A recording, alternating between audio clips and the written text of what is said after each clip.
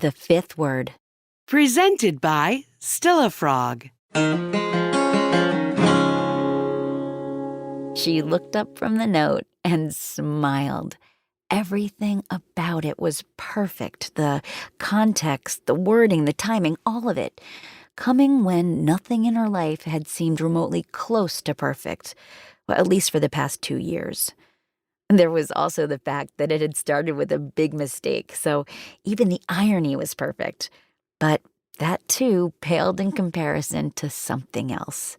The quiet, subtle hint that it might be mutual, that he might feel as irresistibly drawn to her as she did to him, like a distant flash of lightning, faint and far away in the night sky. There was the promise of something powerful on the horizon. Chemistry, romance, maybe even love. Almost Shakespearean. Something wondrous this way comes. Well, she'd first noticed him when she was there for an interview. He'd walked up to the hostess desk. Their eyes met across a crowded room. Well, actually, the room wasn't crowded. It was mid-afternoon on a weekday, so they were the only two people in the waiting area. They weren't across the room either. They were barely 10 feet apart, and it was just a smile. That was all. Well, except for a microsecond during which there seemed to be a flicker of more, far more. She'd seen him 2 or 3 times a week for several months thereafter, always alone, and sometimes she waited on him, but even when it was just that momentary eye contact from 3 tables away, she'd always gotten that little twinge, and for some reason she couldn't begin to explain, she'd found herself believing that he'd sensed what she was feeling, and that he was feeling it too. There was no evidence of that, none whatsoever. Just that sensation of, warmth maybe. Well, until the day he came in with some family. One of his brothers and 2 of his sisters, one with her husband in tow. He'd signaled her discreetly. He was always very discreet. She'd leaned down close to his ear. It was loud at lunchtime. She'd put her hand on his shoulder and said, "What do you need, baby?" But then instantly she pulled her hand away and stood up, surprised at herself and somewhat embarrassed. This was the kind of restaurant where you addressed the patrons as sir and ma'am, and you never touched anyone. So her lapse was unexpected to her, at least, but so was his reply. If you address all of your customers with that 5th word, you know the one. "Baby," he said quietly, smiling at her. "Well, if you say it to everybody, then I hope you will accept my apology for noticing and for commenting. But if it was just for me, then I want you to know that you made my day." It was sweet and kind, and she loved it. From then on, they talked. It was never for more than 2 or 3 minutes here and there. She was at work, after all, and there were the house rules, but she always added that 5th word, alternating between different terms of endearment from baby to darling to honey to sweetheart, and she liked how it felt. And so did he. She'd told him, well, actually, she'd felt comfortable telling him about herself, how she'd always done what was expected of her, honor society in high school, cross country. She'd also sung in the church choir. She loved singing more than anything. Accounting degree followed by a master's, and then a position at a local firm in the leafy suburbs northwest of Chicago. She'd been engaged to a man 2 years her junior.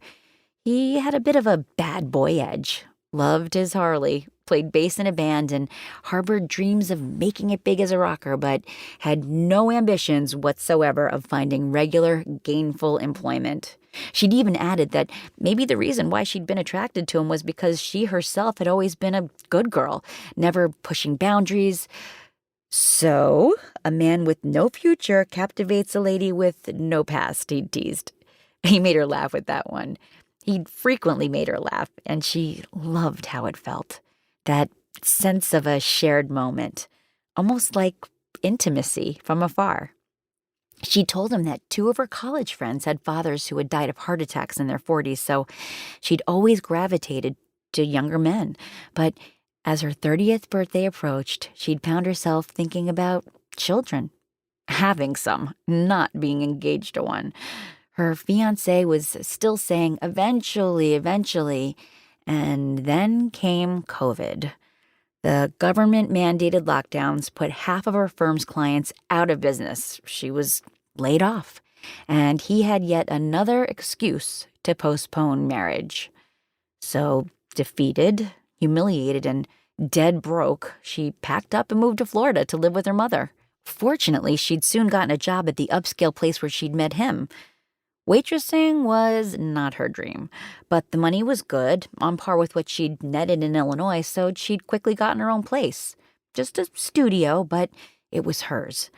However, she still felt like fate, karma, Dame Fortune, some damn body was toying with her, conspiring against her, moving the goalposts and then laughing about it.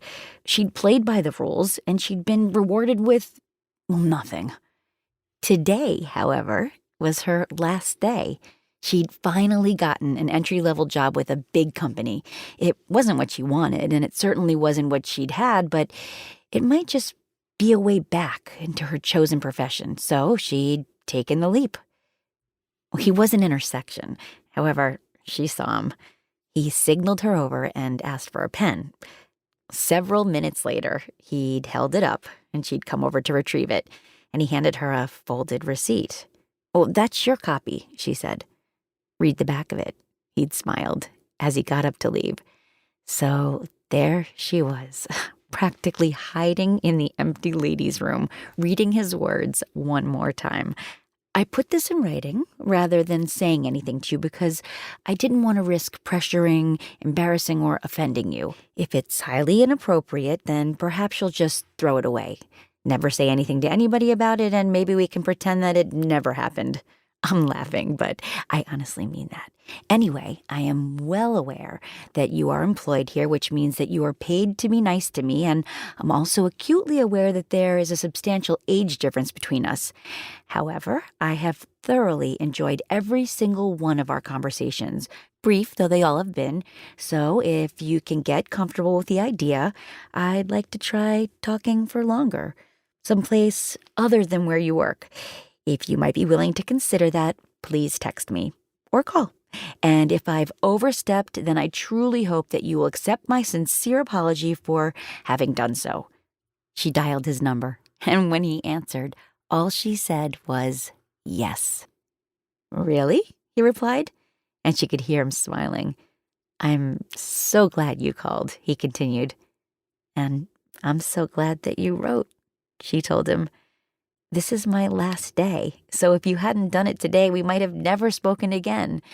You said to me in one of our very first, very short conversations that you'd followed your heart. Well, now I'm following mine, and I would love for us to talk longer, for much longer, for hours." And in that moment, she realized that for the first time in a very long time, something in her world finally seemed perfect again.